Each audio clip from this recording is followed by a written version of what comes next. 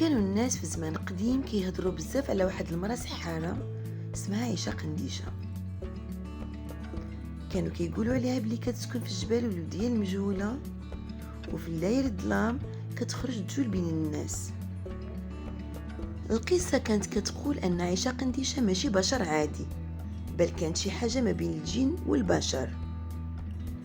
كانوا الناس في القرى الصغيرة كيخافوا منها حيت بالليل كتخرج وكتوقف في طريق الرجال اللي كيمشيو بوحدهم، وكتبان ليهم بحال شي مرة زوينة بزاف، شابة وجمالها كيبهرك.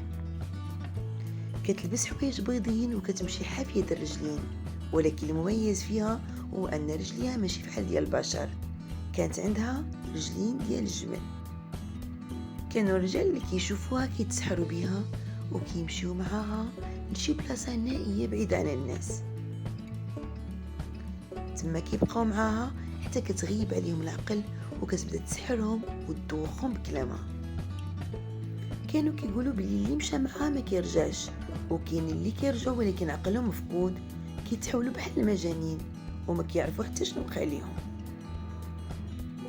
القصة ديال عيشة قنديشة بقات متداولة بين الناس، وكبرت معاهم الأسطورة حيث كل واحد كيزيد شوية ديال البهارات لهاد الحكاية.